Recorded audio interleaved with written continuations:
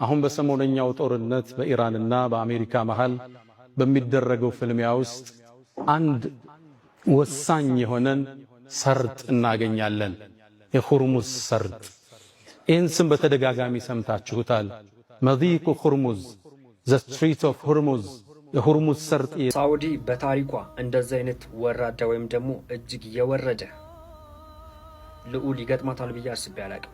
አሰላሙ አለይኩም ወራህመቱላሂ ወበረካቱሁ። ውድና የተከበራችሁ የዛድ ሚዲያ ቤተሰብ እንደምን አላችሁልኝ? ውድ ቤተሰቦቼ እኔ ያለሁላችሁ ተመልሰናል ከረጅም ጊዜ መጥፋት በኋላ ተመልሰናል ማለት ነው። እንግዲህ ከአንድ ወር ከምናምን መጥፋት በኋላ ያው ማለት በመሃል አንዳንዴም ተከስቼ ቢሆንም ነገር ግን ሙሉ በሙሉ ወደ ስራ አልተመለስኩም ነበር አለው ለማለት አንዳንዴ ብቅ ሲል ነበር። ነገር ግን ሙሉ በሙሉ ወደ ስራ አልተመለስኩም ነበር።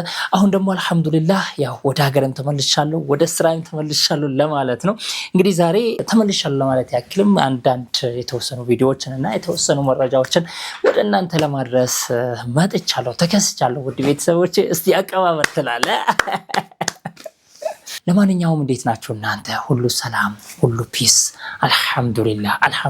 እንደው እንደ ዓለም ከመጣብን ፈተና፣ እንደ ዓለም ከመጣብን ጣጣ፣ እንደ ዓለም ከመጣብን ችግር ይልቅ እንደ ግለሰብ በጣም አሪፍ ነኝ አልহামዱሊላህ። ግን አላህ Subhanahu Wa Ta'ala ይሄንን በላ ያንሳልን። ያው ይሄ እንግዲህ ዓለም አቀፍ የሆነ በላ ነው። በጣም ዓለምን ትልቅ የሆነ ስጋት ውስጥ የከተተ በላ ነው ማለት ነው። አሁን በሚድል ኢስት ላይ የተካሄደ ያለው ጦርነት ማለት ነው። እስራኤልና አሜሪካን የጀመሩት ጦርነት ዓለምን አጠቃሏል ማለት ነው። አሁን ላይ እንግዲህ የነዳጅ እጥረት እንደ ዓለም የታየበት ጊዜ ላይ ነን ያለ ነው ማለት ነው። ይሄንን ተከትሎ እንግዲህ የተለያዩ መረጃዎች አሁንም እየወጡ ይገኛሉ።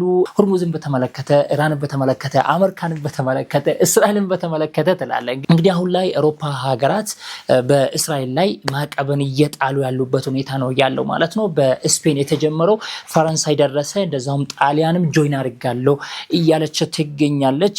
እስራኤልም ወደፊት ትልቅ የሆነ ጣጣ እየመጣባት እንዳለ ነው አሁን ላይ አንዳንድ መረጃዎች እየጠቆሙ ያሉት ማለት ነው።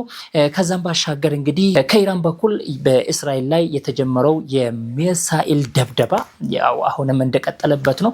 እዚህ ጋር የምትመለከቱት እንግዲህ አሁን ላይ በዚህ ሰዓት እስራኤላውያኖች ያሉበት ሁኔታ የሚያሳይ ነው ማለት ነው።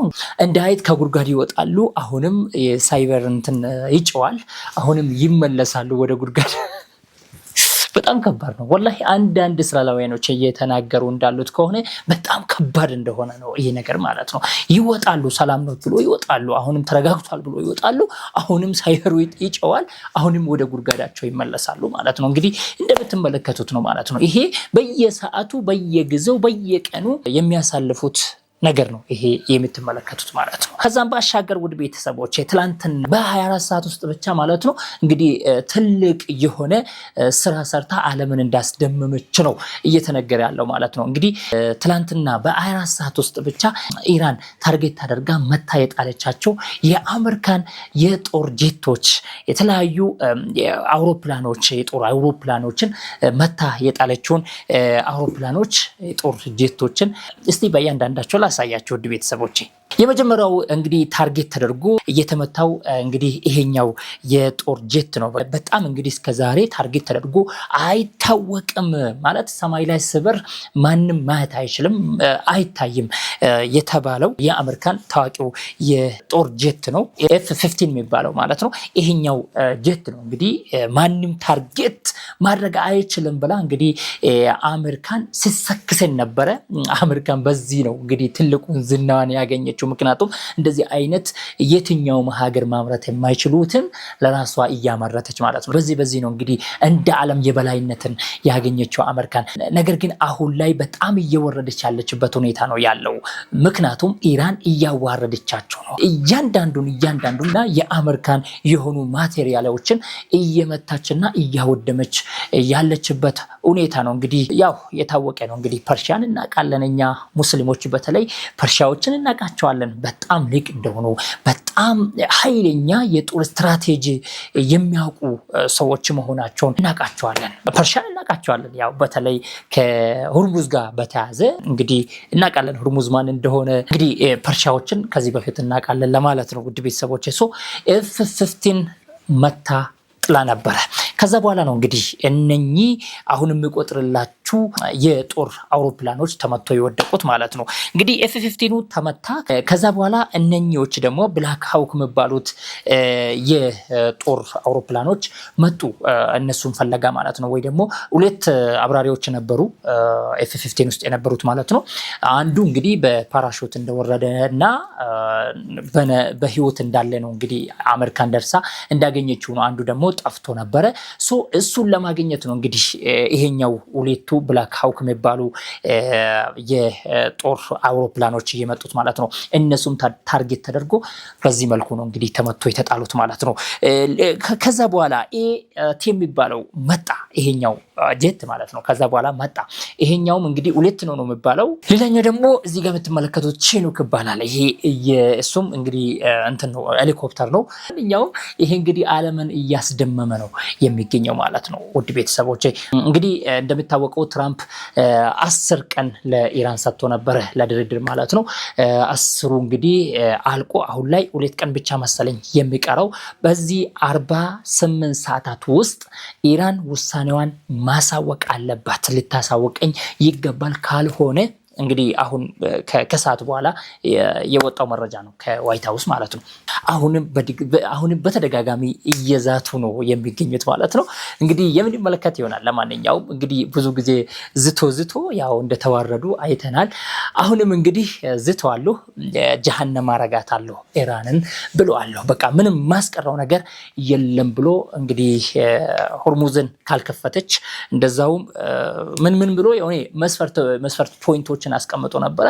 እንግዲህ ድርድር ይካሄዳል ተብሎ ሲጠበቅ የነበረው ድርድርም ኢራን እምቢ በማለቷ እንደቀረ ነው እየተነገረ ያለው ማለት ነው። ዶናልድ ትራምፕ ለድርድሩ ያስቀመጣቸው ፖይንቶች ስለማይሆኑ አክሰፕት ስለማላረጋቸው ይሄ ነገር እኔ ድርድሩን አልቀበልም ብላለች ማለት ነው። ማን? ኢራን። አሁን እንግዲህ ዓለም እየጠበቀ ያለው ምንድነው? የተሰጠው የ48 ዶናልድ ትራምፕ የሰጠው 48 ሰዓቱ አልቆ ከዛ በኋላ ምን ይፈጠራል የሚለው ነው ዓለም እየጠበቀ ያለው አሁን ላይ ማለት ነው። እኛም ይህንን እንጠብቃለን። ምን ይከሰታል እንግዲህ። ለማንኛውም የኢራን አየር መቃወሚያዎች አሁን ላይ በጣም በኃይለኛ ስራ እየሰሩ ነው የሚገኙት ማለት ነው። እኔ እንጃ ከየት እንዳመጣቸው ኢራን አሁን ላይ ይሄ ነገር መጀመሪያ ጊዜ ላይ ኖሮ ቢሆን ኖሮ አስባችሁታል? ስንት የአሜሪካን ጄቶች ጦር ጄቶች ተመቶ ይወርዱ ነበር እስካሁን ማለት ነው። እስራኤልም እንደዛ ትጫወትባቸው ነበር። አሁን ላይ ግን በጣም እየሰጉ ነው። በጣም ማለት ነው። በቃ አሁን ላይ ማለት ነው። ምክንያቱም አስባችሁታል እናንተ ባለፈው F-35 የሚባለውን ጄት መታጥላ ነበር።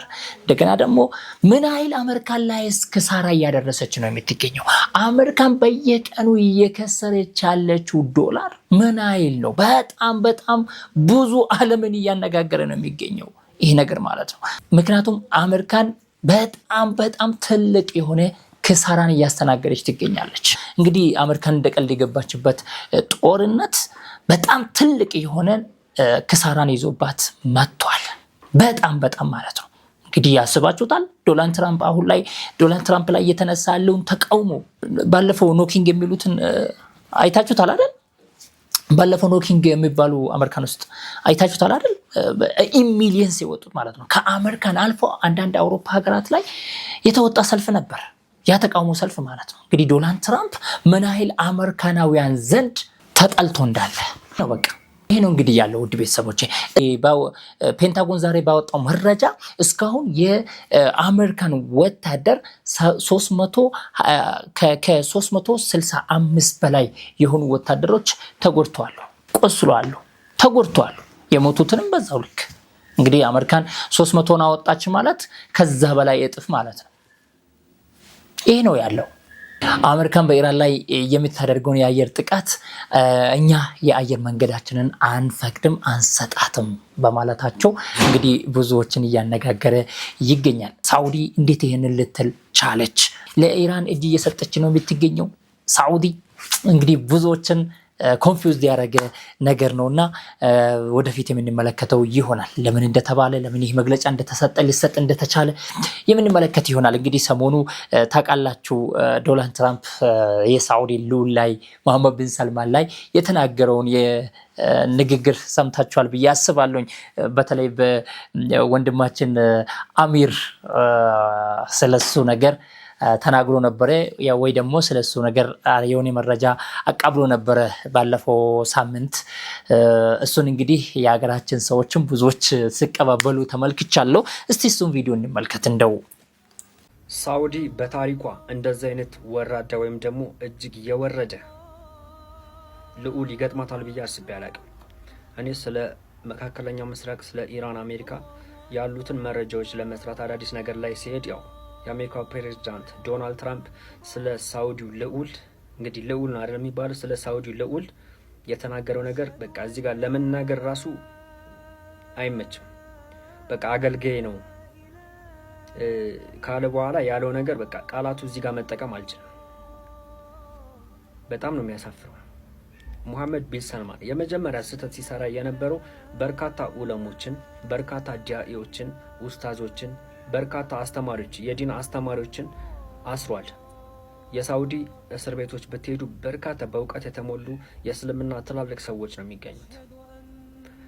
ሌላኛው ደግሞ እንግዲህ ኢራንን ለአሜሪካና ለእስራኤል አሳልፈው መስጠታቸው በበርካታ ጊዜያት ጦርነቱ እንዲቀጥል ኢራን እንድትመታ ሲጎተጉቱ የሚውሉ በቃ ቢን ሰልማን ማለት ሲጎተጉት ነው የሚውለው። እንደዛ ሆነ። አሁን ደግሞ የአሜሪካ ፕሬዝዳንት ዶናልድ ትራምፕ በቃ የኔ ወታደር የኔ አገልጋይ ነው፣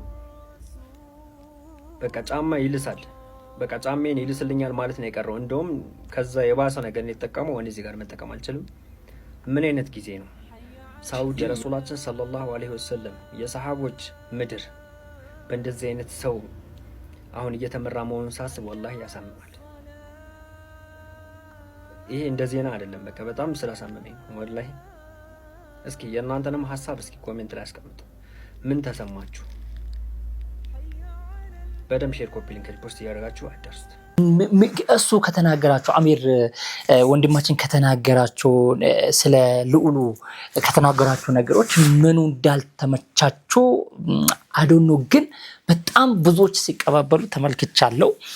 እኔ ምኑ እንደደበራቸው ምኑ እንዳልተመቻቸው የሆነ የተቀጠፈበት ነገርም አለ ብዬ እንደው አለ እንደ ብዬ በተደጋጋሚ ቪዲዮን ሳይ ነበረ። ዶናልድ ትራምፕ የተናገረው ነው። ዶናልድ ትራምፕ በነገራችን ላይ ብዙ ጊዜ የሚናገራቸው ነገሮች እኛ በጣም ራሳችንን እየቆጠበን ቪዲዮ ለምንሰራ ሰዎች በጣም ከባድ ነው። የእሱን ንግግር ቀጥታ ዳይሬክትሊ ማምጣት በጣም ይከብዳል። ምክንያቱም ብልግና ቃላቶችን ይጠቀማል ብዙ ጊዜ ማለት ነው። ያው ባለጌ ነው፣ ሲጀምር ባለጌ ነው። ብልግና በጣም በቃ ለመናገር የሚከብዱ ቃላቶችን ይጠቀማልና እንደዛ ነው በልዑሉ ላይም የተጠቀመውና እንደው ከዘም በላይ ነበር ማለት ሙስሊም ሆነ አንተ ለአይሁዲ ጎንበስ ማለት ከማለት በላይ ውርደት አለ ብዬ አላስብም እኔ። ለዚህ ነው ሳዑዲን እስካሁን እንደዚህ አይነት ወራዳ መሪ ሲገጥማት አይቻላቅም ያለው ማለት ነው ወንድማችን። ይሄ ሪል የሆነ ነገር ነው። ለቁርአን እንዴ ቁርአን የወረደበት ሀገር በሸሪዓ የምትተዳደርበት ትተዳደራለህ፣ በሸሪዓ ህግ ነው የምትተዳደረው ተብላ የምትጠበቅ ሀገር ሳዑዲ አረቢያ መካ ያለበት መዲና ያለበት ሀገር በዚህ ልክ ለአይሁድ ሲሰግድ ከማየት በላይ እንደው ወላሂ በጣም ከባድ እኮ ነው። አስባችሁታል? እስቲ አስቡ እስቲ እንደው የቁርአን ሀገር ቁርአን የወረደበት ሀገር ሆኖ አንቢዎች የተላኩበት ሀገር ሆኖ አስባችሁታል? ለአይሁድ ሄዶ ሲሰግድ ከዚህ በላይ እንደው ሳውዲን ከዚህ በላይ እንደውም አልገለጸውም። ወላሂ ነው የምላችሁ ቢን ሰልማንን አልገለጸውም። ያላችሁትን በሉኝ እናንተ የምትሉትን የፈለጋችሁትን በሉ። የምሬን ነው የምላችሁ እና እንዴት ምኑ እንዳልተመቻቸው አላቅም ወንድማችንን የተቃወሙ ሰዎች። ኡስታዛችን ኡስታዝ ያሲን ኑሩ ሐፊዘሁላሁ ወረዓ እንግዲህ በጣም እንደ ዓለም በዚህ ወር እንደ ዓለም በጣም ስሙ እየተነሳለው ስለ ታላቁ ሆርሙዝን ስለ ታላቁ ሆርሙዝ ሰርጥ ስለ ሆርሙዝ ስለ ስትሬት ኦፍ ሆርሙዝ ስለሚባለው ሆርሙዝ ከየት የመጣ ስያሜ ነው እንዴት ነው የመጣው የሚለውን ያው ሙስሊሞች ብዙ ጊዜ እናውቃለን። ያው በፊልም ደረጃ ሁላ ተሰርቶበታል አይደል? ይሄ እነ ካሊድ ብን ወሊድ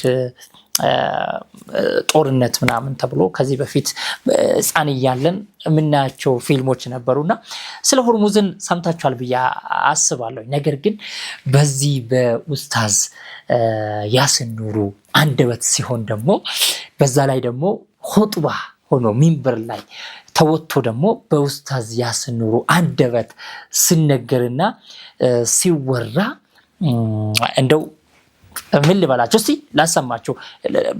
በዚሁ አጋጣሚ ሪኮመንድ አደርጋችኋለሁ የሱን ቻናል ላይ ሄዳችሁ ሙሉውን አዳምጡት። አሁን በሰሞነኛው ጦርነት በኢራንና በአሜሪካ መሃል በሚደረገው ፍልሚያ ውስጥ አንድ ወሳኝ የሆነን ሰርጥ እናገኛለን። የሆርሙዝ ሰርጥ። ይህን ስም በተደጋጋሚ ሰምታችሁታል። መዲቁ ሆርሙዝ፣ ዘ ስትሪት ኦፍ ሆርሙዝ፣ የሆርሙዝ ሰርጥ እየተባለ የዓለም ሚዲያ ስለዚህ ሰርጥ ያወራል። ይሄ ሰርጥ ምንድነው? ሆርሙዙስ ማን ነው ስንል እንጀምራለን። ይሄ ሰርጥ የዓለማችን ነዳጅ 25% በዚህ ሰርጥ ውስጥ ያልፋል። የዚህ ሰርጥ መታወቅ በርካታ ነገሮችን ዓለም ላይ ይቀይራል። ይሄው ሀገራችን ላይ እንኳን ጥላው መጥቶ የነዳጅ ሰልፉ ለጉድ ነው። ይሄ ጉዳይ ወር ሲቀጥል ሀገራችን ዓለማችን ምን ይመስላል ሚለው አስጊና አሳሳቢ አድርጎታል። አላህ ለሀገራችን ሰላም አላህ ያምጣ፣ ሰላሙን አላህ ያብዛል።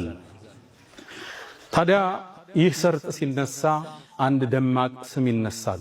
ዛሬ ስለ ፖለቲካው አላወራ፣ ሆርሙዝን መነሻ አድርጌ ግን ደማቁ ታሪካችን መለሳለሁ።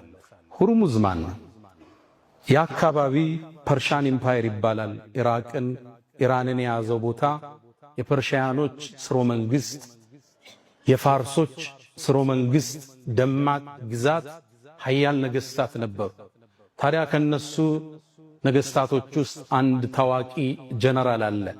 ማንም አይበግረው፣ ተራራም ቢፈልግ ሰንጥቆ መሄድ የሚችል ታዋቂ ጀግና ጀነራል አለ። ሆርሙዝ ይባላል። ይህ ሰርጥም የሱ መታወሻ ይሆን ዘንድ ቦታው ተሰይሞለታል። ታዲያ በሰይድና አቡበክር ስዲቅ ዘመን ከነብዩ እልፈት ሰለላሁ ዐለይሂ ወሰለም ከዓመት በኋላ አካባቢ ሰይድና አቡበክር በኻሊድ ብን ወሊድ መሪነት። ለማንኛውም ውድ ቤተሰቦቼ እንግዲህ እናንተ ጨርሱት ቪዲዮን። ከኔ ጋር ያለው ቆይታ ግን ይህን ይመስል ነበረ። በሌላ ቪዲዮ ተመልሰን የምንገናኝ ይሆናል። አላህ ለሀገራችን ሰላሙን ያምጣልን እያልኳችሁኝ እናንተም ባላችሁበት አላህ ይጠብቃችሁ። ሰላሙን ሁኑልኝ። ወሰላሙ አለይኩም ወራህመቱላሂ ወበረካቱ። ከቪዲዮ ጋር መልካም ቆይታ። ፐርሻን ኢምፓየርን እንዲከፍቱ ሰራዊቱን አሰማሩ። ኻሊድም ይህን ጦር እየመራ ወደ ፐርሻን ኢምፓየር ሲጠጋ የፋርሶቹ ጦር ፊት ለፊት ተገናኘው።